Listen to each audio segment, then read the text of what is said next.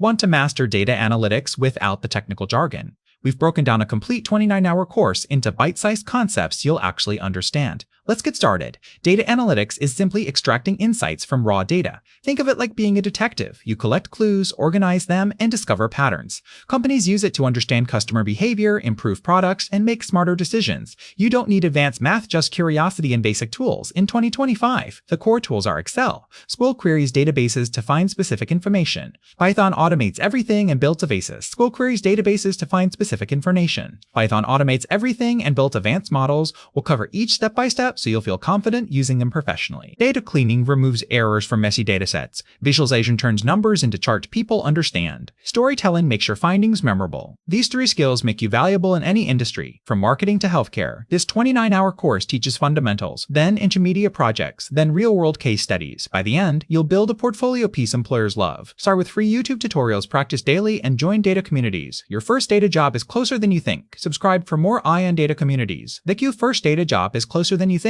Subscribe for more IN data concepts made simple. Like this video and comment. What topic confuses you most? What?